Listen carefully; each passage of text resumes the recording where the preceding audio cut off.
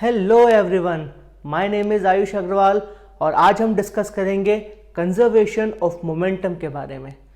Momentum हमने जब Newton second law पढ़ा था तब हमने बात की थी मोमेंटम की। अच्छा, उसके बाद न्यूटन सेकंड लॉ पढ़ा, फिर न्यूटन थर्ड लॉ पढ़ा। तो ये जो टॉपिक है कंजर्वेशन ऑफ मोमेंटम, ये एप्लीकेशन है दोनों न्यूटन्स लॉज ऑफ मोशन का। ठीक है, कंजर्व का मतलब क्या होता है? कंजर्व का मतलब होता है बचाना, वेस्ट नहीं करना। आपने सुना होगा कंजर्व वाटर, कंजर्व इलेक्ट्रिसिटी, मतलब क्या? पानी बचाओ, बिजली बचाओ। तो जब हम बात करते हैं कंजर्वेशन ऑफ मोमेंटम की, इसका मीनिंग क्या हुआ कि मोमेंटम को हम कंजर्व करने की बात कर रहे हैं।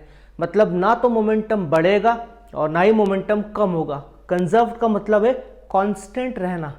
अब ये कांस्टेंट कैसे रहता है, इसको हम एक एग्जांपल के जरिए समझेंगे। आपने स्कूल में देखा होगा पार्किंग जहां पर होती है बाइसिकल्स की, तो अगर एक बाइसिकल डिसबैलेंस होकर गिर जाती है तो उससे लगी हुई सारी बाइसिकल्स धड़ धड़ धड़ करके सारी जो है वो गिर जाती हैं।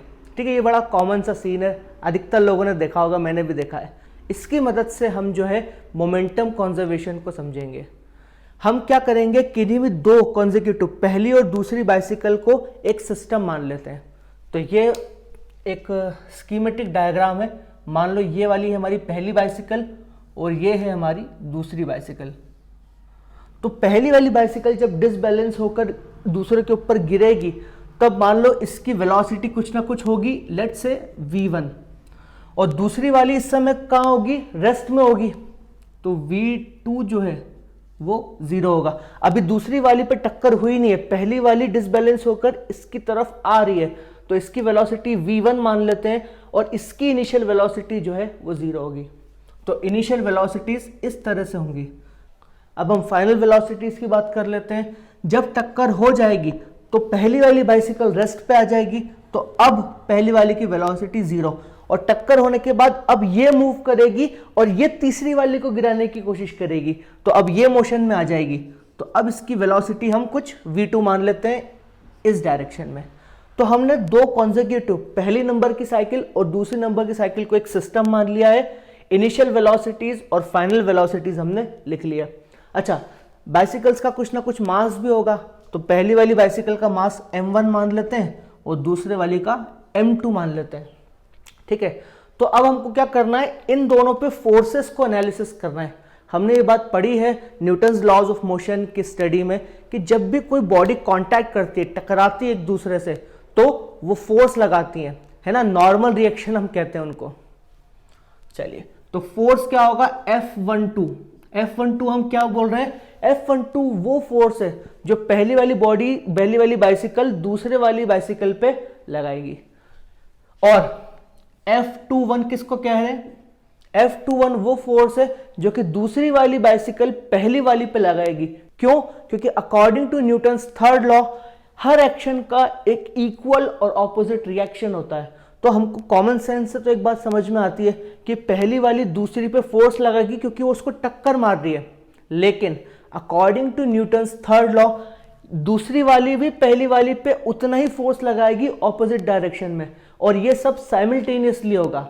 मतलब जिस समय पहली वाली दूसरी पे टक्कर मार रही है, फोर्स लगा रही है, उसी समय दूसरी वाली भी पहली वाली पे इक्वल और ऑपोजिट फोर्स लगाएगी। तो मैं ये कह सकता हूं according to Newton's third law दोनों एक्शन और रिएक्शन फोर्सेस इक्वल और ऑपोजिट होंगे। तो यहां से हमारे पास इक्वेशन आती है F12 is equal to minus F21। अच्छा, अब हम क्या करेंगे, न्यूटन सेकेंड लॉ को अप्लाई करेंगे। न्यूटन सेकेंड लॉ क्या कहता है? जो फोर्स होता है वो किसके बराबर होता है? Change in momentum in change in time. तो इसका इस्तेमाल करके फोर्स को किसके बराबर लिख सकते हैं? Change in momentum upon change in time के। तो यहां पर F12 क्या है? पहली वाली दूसरे पे कितना फोर्स लगा रही है, तो फोर्स किस पे लग रहा है? फोर्स दूसरी वाली बाइसिकल पे लग रहा है, इसलिए मोमेंटम भी किसका चेंज होगा? दूसरी वाली का। तो यहां पर F12 की जगह में according to Newton second law value substitute कर सकता हूं, change in momentum in second body upon change in time. ये किसके बराबर होगा? Minus F21। F21 का क्या मीनिंग है कि दूसरी वाली बाइसिकल पहली वाली पे फोर्स लगा रही है, तो फोर्स जो है वो पहली वाली पर लग रहा है, इसलिए मोमेंटम भी पहली वाली का ही चेंज होना चाहिए।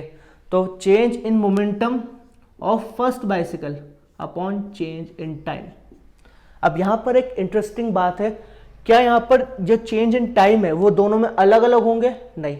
न्यूटन्स थर्ड लॉ ये कहता है कि एक्शन और रिएक्शन फोर्सेस दोनों साइमल्टेनियसली लगते हैं, एक ही टाइम पे लगते हैं। तो ये डेल्टा टी और ये डेल्टा टी सेम होंगे, एक्शन और रिएक्शन एक साथ एक्ट होते हैं। तो मैं यहाँ पर इनको दोनों को क्या कर सकता हूँ? कैंसिल कर सकता हूँ। सेम वैल्यू है दोनों डिनोमिनेटर में, तो डेल्टा टी से डेल्टा टी हम कैंसिल कर सकते हैं। यहाँ से क्या हमको मिलती है equation? Delta P two change of momentum in second bicycle किसके बराबर है? Negative of change in momentum of first bicycle के। अच्छा, चेंज इन मोमेंटम का मतलब क्या है? कोई भी चीज का चेंज क्या होता है? Final minus initial. तो इस इक्वेशन को मैं इस तरह से लिख सकता हूं, final momentum of second bicycle minus initial momentum of second bicycle. ये क्या है? Change in momentum in second bicycle. ये किसके बराबर है? Negative of change in momentum of first. तो चेंज का फॉर्मूला क्या है? Final minus initial. तो final momentum of first minus initial momentum of first bicycle. अब इस इक्वेशन को आगे सॉल्व करते हैं।